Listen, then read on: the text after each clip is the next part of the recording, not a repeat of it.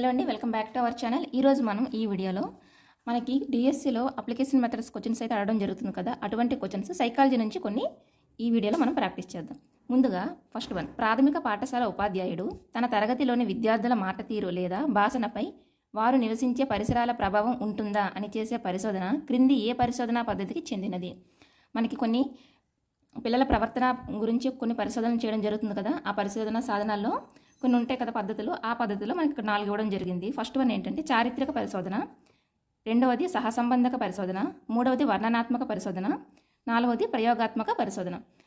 ముందు option A చూసుకున్నట్లయితే చారిత్రక అని ఇచ్చాడు కదా, ఇది పూర్వ సంఘటనలు. గుర్తుపెట్టుకోండి, చారిత్రక అంటే పూర్వ సంఘటనలు లేదా పూర్వం జరిగిన సంఘటనల యొక్క మూలాలను విశ్లేషించి, అదేవిధంగా అప్పట్లో ఉండే బోధనా పద్ధతులు, ఆ తర్వాత అవి ఎలా మార్పు చెందాయనే వాటన్నిటిని విశ్లేషించి మనం తీసుకునే ఒక నమూనా ఉంటుంది కదా, ఆ నమూనా అనేది చారిత్రక పరిశోధనకి చెందుతుందన్నమాట. ఓకేనా? అలా కాకుండా సహసంబంధ పరిశోధన అంటే ఏంటి అంటే, ఇప్పుడు మనం ఏదైనా ఒక విషయాన్ని పరిశోధిస్తున్నాం, ఆ పరిశోధించే అంశము అంటే ఒక చరరాశి ఉందనుకోండి, ఒక చరరాశి ఏదైనా కావచ్చు, రెండవ చరరాశి అంటే ఏదైనా ఒక, ఇప్పుడు చరరాశి అనుకోండి, ఇక్కడ ఏంటి ఉపాధ్యాయ విద్యార్థులు ఉన్నారా, విద్యార్థుల భాషణ అనేది ఒక చరరాశి అయితే వారు నివసించే పరిసరం అనేది ఇంకొక చరరాశి అవుతుంది. అలా అనమాట. ఒక చరరాశి పైన రెండవ చరరాశి ప్రభావం ఎంత ఉంది అని పరిశోధించి విశ్లేషించి దానికి మనం ఏదైనా ఫలితాన్ని అంచనా వేయడం అనేది సహసంబంధక పరిశోధన అనమాట. ఓకేనా? నెక్స్ట్ మూడవది ఏంటి, వర్ణనాత్మక పరిశోధన అంటే ప్రస్తుతం అంటే ఇప్పుడు ఏం జరుగుతుంది, ఇప్పటి లేదా ప్రస్తుతం ఇప్పుడు లేదా ప్రస్తుతం జరిగే అంశాలను గురించి ముందుగా వాళ్ళు ఏం చేస్తారు, పరిశీలించి వర్ణించి ఒక నివేదిక తయారు చేసుకోవడం లేదా వ్యాఖ్యానించడం అనమాట. ఇలా వ్యాఖ్యానించి పిల్లల ప్రవర్తనపై మార్పు తీసుకురావడం, ఇదొక పద్ధతి అనమాట. ఈ పద్ధతిని వర్ణనాత్మక పరిశోధన అని చెప్తారు. అంటే ఈ వర్ణనాత్మక పరిశోధనలో ఏం జరుగుతుంది అంటే, ఇప్పుడు ప్రస్తుతం జరిగే కొన్ని అంశాలు అనేవి భవిష్యత్తులో వాటికి ఏ విధంగా పిల్లల ప్రవర్తనపై మార్పుని చూపిస్తాయి అనేది మనం పరిశీలించి వివరించడం లేదా వ్యాఖ్యానించడం. ఓకేనా? అది వర్ణనాత్మక పరిశోధన. ఇక ప్రయోగాత్మక పరిశోధన ఏంటి అంటే, ఏదైనా ఎక్స్పెరిమెంట్ చేయడం అంటే ప్రయోగం చేసి ఏదైనా సిచ్యువేషన్ని మనం ఏదైనా నియంత్రణ అంటే కంట్రోల్ చేసి దాని ద్వారా వచ్చే ఫలితాన్ని అనేది మనము అంచనా వేయడం, ఇది ప్రయోగాత్మక పరిశోధన. ఓకేనా? ఇందులో నియంత్రణ అనేది ఉంటుంది. నియంత్రణతో చేసేది ఇది నియంత్రణతో చేసి మనము ఫలితాలు అనేది అంచనా వేయడానికి. ఇందులో ఈ పరిశోధనలో నియంత్రణ చేస్తారు, అదేవిధంగా ఫలితాలు అంచనా వేస్తారు. ఇవి 4 మనకి ఏం అడిగారు, విద్యార్థుల మాట తీరు పైన వారు నివసించే పరిసరాల ప్రభావం ఉంటుందా అని అడిగారు. అంటే ఈ చరరాశి పైన ఈ రెండవ చరరాశి యొక్క ప్రభావం ఉంటుందా లేదా అని అడుగుతున్నారు. ఇలా చేసే ప్రయోగాన్ని ఏమి అంటారు, లేదంటే ఇలా చేసే పరిశోధన ఏమని అంటారు అంటే సహసంబంధం. అంటే ఒకదాంతో ఒకటి రిలేషన్ ఉందా లేదా అనేది మనము పరిశోధిస్తున్నాం కాబట్టి ఇది నా ఆప్షన్ అవుతుంది, సహసంబంధక పరిశోధన. 1 అనేది బి ఆన్సర్, సహసంబంధక పరిశోధన. రెండవ ప్రశ్న చూడండి. అధికంగా వీడియో గేమ్స్ మరియు మొబైల్ గేమ్స్ ఆడడం వల్ల బాలలు లేదా విద్యార్థుల్లో మానసిక, ఉద్వేగ, సాంఘిక మరియు నైతిక విషయాల్లో ఏర్పడే వ్యతిరేక పరిణామాలు లేదా సైడ్ ఎఫెక్ట్స్ గురించి ఉపాధ్యాయుడు విశ్లేషించి వ్యాఖ్యానిస్తున్న సందర్భంలో ఆ ఉపాధ్యాయుడు ఉపయోగించిన పరిశోధనా పద్ధతి ఏమిటి? ఇదివరకే చెప్పాను కదా, వీడియో గేమ్స్ లేదా మొబైల్స్, లేదంటే ప్రస్తుతం ఇప్పుడు ఏం జరుగుతుంది, వీడియో గేమ్స్ ఎక్కువగా ఆడడం జరుగుతుంది పిల్లలు, అదేవిధంగా మొబైల్స్ ప్రభావం అనేది పిల్లలపైన ఎక్కువగా ఉంది. అంటే ఇవి ప్రస్తుత అంశాలు. ఈ అంశాల గురించి విశ్లేషించి అవి పిల్లల్లో ఏ విధమైన మానసిక, ఉద్వేగ, సాంఘిక మరియు నైతిక విషయాల్లో ఏర్పడే వ్యతిరేక పరిణామాల గురించి ఏం చేశాడు ఉపాధ్యాయుడు, విశ్లేషించారు. ఆ తర్వాత వాటి గురించి వివరిస్తున్నారు లేదా వ్యాఖ్యానిస్తున్నారు అనమాట. ఈ పరిశోధన ఏమంటారు అంటే వర్ణనాత్మక పరిశోధన. ఆల్రెడీ ఇంతకుముందు చెప్పాను కదా, వర్ణనాత్మక పరిశోధన. ఓకేనా? 2 అనేది ఆన్సర్ సి, వర్ణనాత్మక పరిశోధన అవుతుంది. ఎందుకు? ఇది ప్రస్తుత పరిస్థితి. ఓకేనా? చారిత్రక అంటే లేదా పూర్వం జరిగిన అంశాల గురించి వివరిస్తున్నారు అంటే అది చారిత్రక పరిశోధన అవుతుంది. ఏవైనా 2 విషయాల గురించి సంబంధాన్ని వెతుకుతున్నారు అంటే అది సహసంబంధక పరిశోధన అవుతుంది. ఎక్స్పెరిమెంట్ చేస్తూ సిచ్యువేషన్ని కంట్రోల్ చేస్తున్నారు అని వచ్చిందనుకోండి, అది ప్రయోగాత్మక పరిశోధన అవుతుంది. ఇక్కడ మనకి వీడియో గేమ్స్ మరియు మొబైల్ గేమ్స్ ఎక్కువ ఆడడం అనేది ప్రస్తుత సమాజంలో జరుగుతుంది కాబట్టి, జరుగుతున్న దాని గురించి అవి ఏంటి సైడ్ ఎఫెక్ట్స్ అంటే ఫ్యూచర్లో వచ్చేవి కాబట్టి ఫ్యూచర్ని వాళ్ళు అంచనా వేస్తున్నారు కాబట్టి ఇక్కడ ఏమవుతుంది అంటే వర్ణనాత్మక పరిశోధన అవుతుంది. ఓకేనా? 2 ఇది నాకు ఆన్సర్ అనేది సి, వర్ణనాత్మక పరిశోధన. థర్డ్ వన్ చూడండి, ఇక్కడ మనకి ఏమి ఇచ్చారు, ఇక్కడ 3 వాక్యాలు ఇవ్వడం జరిగింది మనకి. ఇక్కడ 3 వాక్యాలు ఇచ్చి ఈ వాక్యాల్లో మళ్ళీ ఆప్షన్స్ ఇచ్చారు మనకి ఏ వాక్యం కరెక్ట్ ఏ వాక్యం రాంగ్ అనేది. అయితే ఇక్కడ మనకి ఇటువంటి క్వశ్చన్స్ చదివేటప్పుడు మనకి కాన్సెప్ట్ అనేది చాలా క్లియర్గా ఉండాలి. అలా కాదు మీరు కోడ్స్ ద్వారా గుర్తుపెట్టుకున్నారు ఏదైనా ఒక కాన్సెప్ట్ అంటే అప్పుడు ఇటువంటి క్వశ్చన్స్ని మీరు కరెక్ట్గా టిక్ చేయలేరు. ఓకేనా? కాబట్టి కాన్సెప్ట్ని నేర్చుకోవడానికి ఎక్కువ ప్రాధాన్యత ఇవ్వండి. అయితే ముందుగా మనం ఇక్కడ ఏ వాక్యాలు అనేవి ఏవి ఇచ్చారనేది చూద్దాం. ఫస్ట్ మొదటి వాక్యం చూసుకున్నట్లయితే ప్రయోగాత్మక పరిశోధనా పద్ధతిలో అధిక ప్రాధాన్యత వ్యక్తినిష్టతకి ఉంటుంది. వ్యక్తినిష్టత అంటే సబ్జెక్టివిటీ అనమాట. ఓకేనా? వ్యక్తినిష్టతకి ఎక్కువ ప్రాధాన్యత ఉంటుంది. రెండవది ప్రయోగాత్మక పరిశోధనలో వస్తునిష్టతకి అధిక ప్రాధాన్యత ఉంటుంది. వస్తునిష్టత అంటే ఆబ్జెక్టివిటీ అనమాట. ఓకేనా? మూడవది ఏంటి? ప్రయోగాత్మక పరిశోధనలో నియంత్రణ ఉండదు. ఈ 3 అనేవి మనకి వాళ్ళు ఇచ్చిన వాక్యాలు. ఇందులో మనకు ఆప్షన్స్ ఏమి ఇచ్చారు? వాక్యం 1 అండ్ వాక్యం 3 సత్యం, వాక్యం 2 అసత్యం అని చెప్పారు. అదేవిధంగా ఆప్షన్ బిలో ఏమి ఇచ్చారు? వాక్యం 2 వాక్యం 3 సత్యం, వాక్యం 1 అసత్యం. సి వాక్యం 1 అండ్ వాక్యం 3 అసత్యం, వాక్యం 2 సత్యం. డి వాక్యం 2 అండ్ వాక్యం 3 అసత్యం, వాక్యం 1 సత్యం. ఇక్కడ మనం ఏ ఆప్షన్ కరెక్ట్ అనేది చూడాలి. అయితే మనకు ముందుగా ప్రయోగాత్మక పరిశోధన పద్ధతుల గురించి తెలుసుకున్నట్లయితే ఈ పద్ధతిలో వ్యక్తినిష్టతకి ప్రాధాన్యత ఉంటుంది అని చెప్పారు కదా, ఇది రాంగ్. ఎందుకంటే ఇందులో ప్రయోగాత్మక పరిశోధనలో వస్తునిష్టతకి అధిక ప్రాధాన్యత ఉంటుంది. సరేనా? దేనికి ఉంటుంది? వస్తునిష్టతకి అధిక ప్రాధాన్యత ఉంటుంది ప్రయోగాత్మక పరిశోధనలో. అదేవిధంగా ప్రయోగాత్మక పరిశోధనలో నియంత్రణ ఉండదు. నియంత్రణ అనేది ముఖ్యం అనమాట. నియంత్రణ అనేది ముఖ్యంగా ఉండేది. యాక్చువల్లీ ప్రయోగాత్మక పరిశోధన పద్ధతిలో నియంత్రణ అనేది ముఖ్యమైనది. ఈ నియంత్రణ ఎక్కువగా ఉండడం వలనే ఈ పద్ధతి ప్రయోగాత్మక పద్ధతి సైకాలజీ అంటే మనోవిజ్ఞాన శాస్త్రంలో అధిక ప్రాధాన్యతని పొంది ఉంటుంది. ఓకేనా?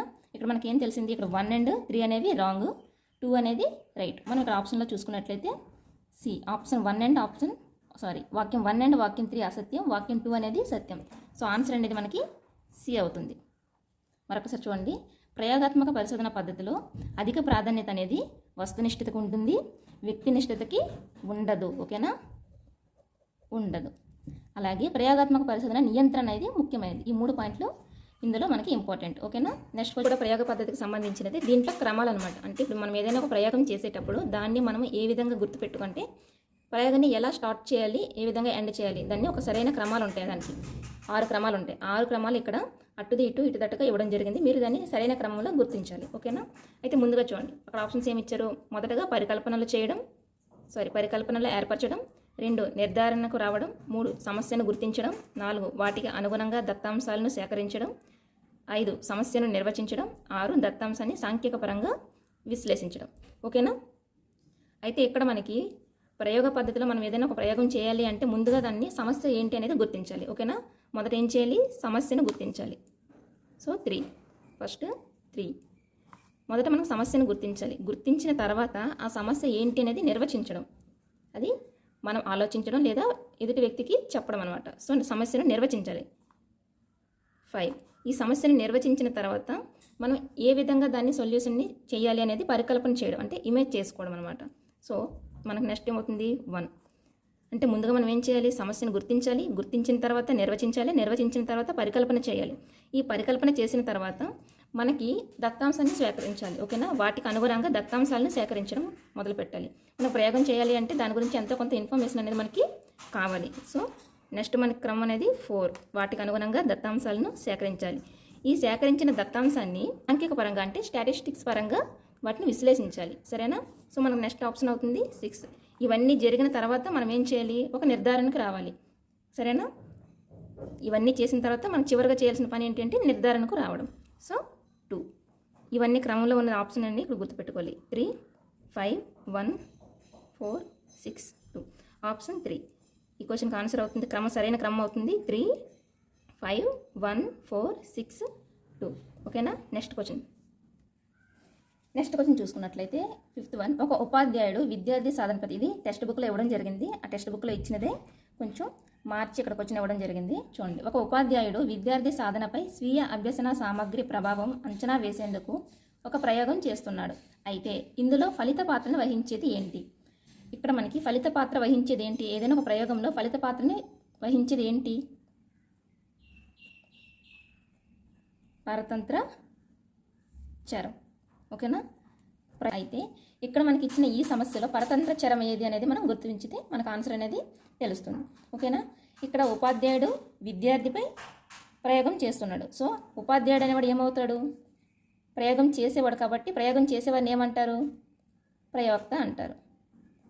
ఓకేనా?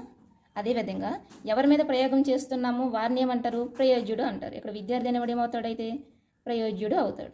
ఓకేనా? ఇక్కడ స్వీయ అభ్యసన సామగ్రి అనేది స్వతంత్ర చరం అనమాట. అలాగే విద్యార్థి సాధన అనేది ఏమవుతుంది? పరతంత్ర చరం. ఓకే, పరతంత్ర చరం. ఇది పరతంత్ర చరం అవుతుందని ఎలా గుర్తుంచుకోవాలి అంటే, ఏ విధంగా గుర్తించాలి అంటే, ఇక్కడ చూడండి, ఇక్కడ ఉపాధ్యాయుడు ఎవరిపై అంటే దేనిపై ప్రయోగం చేస్తున్నాడు? విద్యార్థి సాధనపై. దేనికోసం? స్వీయ అభ్యసన సామగ్రి ప్రభావం ఎంత ఉందో అంచనా వేయడానికి కదా. ఇక్కడ విద్యార్థి సాధన అనేది ఉపాధ్యాయుడు కంట్రోల్లో ఉంటుందా? కంట్రోల్లో ఉండదు. ఇది విద్యార్థికి సంబంధించినది. ఓకేనా? కానీ ఉపాధ్యాయుడు కంట్రోల్లో ఉండేది ఏంటి? స్వీయ అభ్యసన సామగ్రి. అతను దీనికి బదులు వేరే ఇంకేదైనా పెట్టవచ్చు. కాబట్టి ఇదనేది ఇతని కంట్రోల్ అంటే ప్రయోక్త కంట్రోల్లో ఉంటుంది. కాబట్టి ప్రయోక్త యొక్క ఆధీనంలో ఉండేది ఎప్పుడు స్వతంత్ర చరం అవుతుంది. అదేవిధంగా ఇక్కడ విద్యార్థి సాధన అనేది పరతంత్ర చరం అవుతుంది. అదేవిధంగా ఇక్కడ ఈ ప్రయోగంలో ఫలిత పాత్రను వహించేది ఏది అంటే అది కూడా పరతంత్ర చరమే అవుతుంది. అంటే విద్యార్థి సాధన ఆన్సర్ అర్థమైంది కదా. ఇప్పుడు ఈ క్వశ్చన్నే ఇక్కడ ఫలిత పాత్ర తీసేసి కారక పాత్ర అని ఇచ్చారనుకోండి. అంటే కారణం పాత్ర వహించేది ఏది అంటే అప్పుడేమవుతుంది? కారణం పాత్ర అనేది స్వతంత్ర చరము వహిస్తుంది. కాబట్టి అప్పుడేమవుతుంది? ఆన్సర్ స్వీయ అభ్యసన సామగ్రి అవుతుంది. అలా కాకుండా ఇక్కడ ప్రయోజ్యుడు ఎవరు అంటే విద్యార్థి, ప్రయోక్త ఎవరు అంటే ఉపాధ్యాయుడు. ఓకేనా? ఇది మనకి ఈ ప్రయోగ పద్ధతిలో ఉండే పాత్రలు అన్నమాట. ఈ చరాలతో పాటు మనకి జోక్య చరం అనేది కూడా ఒకటి ఉంటుంది. ఓకేనా? జోక్య చరం, పరతంత్ర చరం, స్వతంత్ర చరంతో పాటు జోక్య చరం అనే ఇంకొక పదం కూడా ఉంటుంది. ఇది మనం నెక్స్ట్ బిట్లో ఎక్స్ప్లెయిన్ చేసుకుందాం. Next bit 6th one, statement 1, statement 2 ఇలా 2 స్టేట్మెంట్స్ ఇచ్చి ఈ 2 స్టేట్మెంట్స్లో ఏది సత్యమో ఏది అసత్యం అని కూడా అడగడం జరుగుతుంది కొన్నిసార్లు. అటువంటి ప్రశ్నలు వచ్చేటప్పుడు ఏ విధంగా చేయాలో చూద్దాం. ముందుగా ఇక్కడ స్టేట్మెంట్ 1లో ఏమి ఇచ్చారు? స్వతంత్ర చరం అనేది ప్రయోక్త ఆధీనంలో ఉంటూ ప్రయోగంలో ఫలిత పాత్ర వహిస్తుంది. అలాగే రెండవది ఏమి ఇచ్చారు? ప్రయోగంలో స్వతంత్ర చరాన్ని ప్రభావితం చేసే కారకాలను జోక్య చరాలు అంటారు. రెండవది ఏమి ఇచ్చాడు? ప్రయోగంలో స్వతంత్ర చరాన్ని ప్రభావితం చేసే కారకాలను జోక్య చరాలు అంటారని ఇచ్చాడు. అయితే ఈ స్టేట్మెంట్స్లో ఏది సత్యము ఏది అసత్యం అనేది మనం ఇప్పుడు గుర్తించాలి. బిట్ ఎక్స్ప్లెనేషన్లో మనం తెలుసుకుంది ఏంటి? స్వతంత్ర చరం అనేది ప్రయోక్త ఆధీనంలో ఉంటుంది. కానీ ఇదేంటి? ప్రయోగంలో ఏ పాత్ర వహిస్తుంది? ఫలిత పాత్ర వహిస్తుందా? కాదు. ఇది ఏ పాత్ర వహిస్తుంది? స్వతంత్ర చరం అనేది కారణం పాత్ర వహిస్తుంది. ఓకేనా?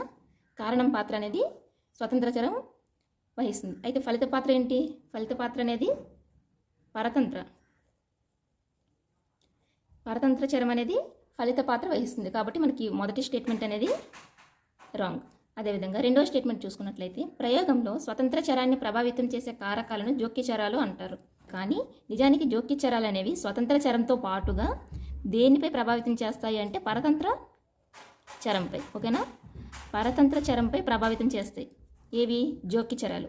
ఈ జోక్య చరాలు ప్రయోక్త ఆధీనంలో ఉండవు, అదేవిధంగా ప్రయోజ్యుడి ఆధీనంలోనూ ఉండవు. ఇవి ఎవరి ఆధీనంలో ఉండకుండా కేవలం పరతంత్ర చరం పైన లేదా ప్రయోగం యొక్క ఫలితంపై, ఓకేనా, ఫలితంపై ప్రభావితం చేసే కారకాలు ఏవి అంటే జోక్య చరాలు. కాబట్టి ఇది కూడా రాంగ్. ఇక్కడ స్వతంత్ర చరానికి బదులుగా పరతంత్ర చరం ఉండుంటే ఈ స్టేట్మెంట్ అనేది కరెక్ట్ అయ్యి ఉండేది. ఈ ఫలిత పాత్రకు బదులు కారకం పాత్ర ఉండుంటే ఈ స్టేట్మెంట్ కరెక్ట్ అయ్యి ఉండేది. కానీ ఇక్కడ రివర్స్లో ఉన్నాయి కాబట్టి రెండు రాంగ్. కాబట్టి డి, స్టేట్మెంట్ 1 and 2 రెండు అసత్యాలు. ఓకేనా? Answer D. నెక్స్ట్ ఇక్కడ చూడండి, చివరిగా ఇది కూడా ప్రయోగ పద్ధతికి సంబంధించినది. ఎందుకంటే ఇది మనకి అన్నిటికంటే ఇది ఎక్కువ ఇంపార్టెంట్ అండ్ ఎక్కువ కన్ఫ్యూజన్గా ఉంటుంది. ఓకే, ముందుగా చూడండి 7వది, కింది వాటిని జతపరచండి. ఫస్ట్ వన్ స్వతంత్ర చరం, 2 పరతంత్ర చరం, 3 జోక్య చరం, 4 ప్రయోక్త ఆధీనంలో ఉండే చరం, 5 స్వతంత్ర చరం ప్రభావానికి లోనయ్యే చరం. అలాగే అదేవిధంగా ఇటువైపు మనకి ఏమి ఇచ్చారు? ఏ స్వతంత్ర చరం, బి పరతంత్ర చరం, సి ఫలిత పాత్ర, డి పరతంత్ర చరాన్ని ప్రభావితం చేసేది ఈ కారణం పాత్ర. చూడండి ఇక్కడ మనకి ఏమి ఇచ్చారు? స్వతంత్ర చరం. స్వతంత్ర చరం అనేది ఏంటి? ఏ పాత్ర వహిస్తుంది? ఇక్కడ మనకి ఇచ్చిన దీనిలో ఏ పాత్ర వహిస్తుంది అంటే మనకి కారణం పాత్ర. ఓకేనా? స్వతంత్ర చరం అనేది కారణం పాత్ర వహిస్తుంది. అదేవిధంగా పరతంత్ర చరం అనేది ఫలిత పాత్ర వహిస్తుంది. So C. నెక్స్ట్ జోక్య చరం అంటే పరతంత్ర చరాన్ని ప్రభావితం చేసేది. ఈ పరతంత్ర చరాన్ని ప్రభావితం చేసేదాన్ని ఏమంటారు? జోక్య చరం అంటారు. కాబట్టి ఇక్కడ 3 అనేది డి. నెక్స్ట్ ఫోర్త్ వన్ ఏంటి, ప్రయోక్త ఆధీనంలో ఉండే చరం. ప్రయోక్త ఆధీనంలో ఉండేది ఏంటి, స్వతంత్ర చరం, కాబట్టి ఏ. నెక్స్ట్ చివరగా స్వతంత్ర చరం ప్రభావానికి లోనయ్యే చరం ఏంటి, పరతంత్ర చరం. ఓకేనా, బి. ఈసిడిఏబి. ఓకేనా, ఇవి మీరు స్టేట్మెంట్స్లో రాసేసుకున్నారంటే మీకు ఈ ప్రయోగ పద్ధతిలో ఉండే కాన్సెప్ట్ అనేది క్లియర్గా అర్థమవుతుంది. ఓకేనా, నెక్స్ట్ క్వశ్చన్ చూసుకుంటే, క్రింది వాటిలో చికిత్సా పద్ధతిగా పిలువబడేది. ఆప్షన్ ఏ ప్రయోగ పద్ధతి, ఆప్షన్ బి వ్యక్తి చరిత్ర పద్ధతి, ఆప్షన్ సి పరిపృచ్ఛ పద్ధతి, ఆప్షన్ డి సంఘటన రచనాత్మక పద్ధతి. ఇక్కడ చికిత్సా పద్ధతిగా పిలువబడేది ఏది అంటే వ్యక్తి చరిత్ర పద్ధతి. ఏంటండి, ఆప్షన్ బి వ్యక్తి చరిత్ర. 9th వన్, క్రింది వాక్యాల్లో పిల్లల ప్రవర్తనను అధ్యయనం చేసే పద్ధతుల్లో ఒకటైన కథనాలు లేదా వర్ణనలకి సంబంధించి వాటి ఉపయోగాలు కాని దాన్ని గుర్తించండి. అంటే ఏది కాదో దాన్ని గుర్తించండి అని ఇక్కడ మనకు అడగడం జరిగింది. అయితే ముందుగా ఏ చూసుకున్నట్లయితే తక్కువ కాలంలో పిల్లలందరినీ పరిశీలించవచ్చు.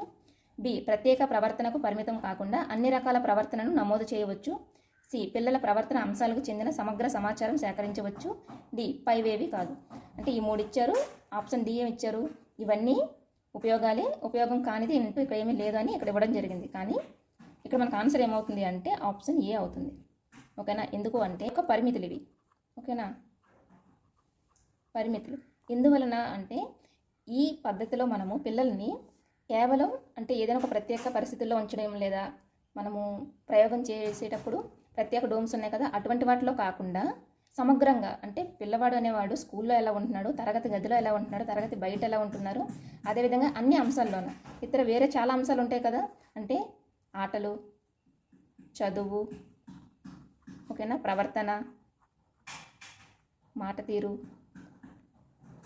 వీటన్నిటిని అంటే ఏదో ఒక్క అంశాన్ని వాళ్ళు బేస్గా తీసుకోరనమాట. అన్ని అంశాలని సమగ్రంగా మనము వాళ్ళ క్రమంగా నోట్ చేసుకుంటారు. ఆ నోట్ చేసుకొని ఆ తర్వాత వాటిని విశ్లేషించి ఒక అంచనాకు వస్తారు. ఓకే, ఇతను బేసిక్ అనేది ఇది. అంటే మనం బెస్ట్ ఎగ్జాంపుల్ ఏం చూసుకోవచ్చు అంటే మనకి స్కూల్స్లో కానీ కాలేజెస్లో కానీ స్టూడెంట్ ఆఫ్ ది ఇయర్ అని ఒక ప్రైజెస్ ఉంటాయి. ఓకేనా, అవి ఏంటి ఇస్తారు, బాగా చదివే వాళ్ళకి ఇవ్వరు, అలాగని ఓన్లీ గేమ్స్ బాగా ఆడేవారికి ఇవ్వరు, లేదా పాటలో కేవలం ఒక ఏదో ఒక రంగానికి బాగా చేస్తారంటే వాళ్ళకి ఇవ్వరు అనమాట. వాళ్ళు ఏంటి అన్ని రంగాల్లోనూ ముందుగా ఉండేవారిని సెలెక్ట్ చేసి ఇస్తారు. ఇప్పుడు ఒక అబ్బాయి ఉన్నాడు, వాడు బాగా చదువుతాడు, కానీ మిగతా అంశాల్లో వెనకబడి ఉంటే వాళ్ళకి ఆ స్టూడెంట్ ఆఫ్ ది ఇయర్ అనేది ప్రైజ్ అనేది ఇవ్వరు కదా. ఏం చూసిస్తారు, మొత్తం గేమ్స్లోను, చదువులోను, ప్రవర్తనలోను, మాట్లాడే తీరుని బట్టి వీటన్నిటిని కలిపి సమగ్రంగా అంచనా వేసి అటువంటి గిఫ్ట్స్ అనేవి ఇవ్వడం జరుగుతుంది జనరల్గా స్కూల్స్లో. అయితే అది ఈ కథనాలు లేదా వర్ణనలకి సరిపోతుందన్నమాట. కాబట్టి అయితే ఇలా చేసేటప్పుడు మనకి తక్కువ కాలంలో పిల్లలందరినీ పరిశీలించడం అనేది అస్సలు కుదరదనమాట. ఎందుకు, దీనికి చాలా సమయం కావాలి. అదేవిధంగా పిల్లలందరినీ ఒకేసారి పరిశీలించలేము. ఎందుకంటే మనం పరిశీలించే ఉపాధ్యాయులు తక్కువ మంది ఉంటారు, పిల్లలు ఎక్కువ మంది ఉంటారు, కాబట్టి అందరినీ పరిశీలించలేం. ఈ రెండు అనేవి అదేవిధంగా తక్కువ కాలంలోనూ పరిశీలించలేం. ఇది చాలా టైం టేకింగ్ ప్రాసెస్ అనమాట. కాబట్టి ఈ రెండు అనేవి వీటి యొక్క అంటే ఈ అధ్యయనం యొక్క పరిమితులు. ఈ మిగతావన్నీ వాటి యొక్క ఉపయోగాలు. ఇప్పుడు ఉపయోగాలు ఏంటి చూసుకుంటే ప్రత్యేక ప్రవర్తనకు పరిమితం కాకుండా అన్ని రకాల ప్రవర్తనను నమోదు చేయవచ్చు. అంటే ఏదైనా ఒక స్పెసిఫిక్ ఒక క్యారెక్టర్ని అంటే ఒకే రకమైన టాలెంట్ని గుర్తించడం కాకుండా, లేదంటే ఒకే రకమైన ప్రవర్తనని గుర్తించడం కాకుండా అన్ని రకాల ప్రవర్తనని మనం ఇందులో నమోదు చేయవచ్చు. అదేవిధంగా పిల్లల ప్రవర్తన అంశాలకు చెందిన సమగ్ర సమాచారం, ఇదిగోండి పిల్లల ప్రవర్తన అంశాలకు చెందిన సమగ్ర అంటే కంప్లీట్ A to Z సమాచారం అనేది మనము ఈ వర్ణనల ద్వారా మనము సేకరించుకోవచ్చు. కాబట్టి ఈ రెండు అనేవి వాటి యొక్క ఉపయోగాలు. ఈ మొదటిది అనేది పరిమితులు. కాబట్టి ఉపయోగం కానిది ఏంటి అంటే తక్కువ కాలంలో పిల్లలందరినీ పరిశీలించడం అనేది వీటికి సంబంధించినంత వరకు ఉపయోగం కాదు, ఇది పరిమితి. ఓకేనా, option A. Thank you for watching.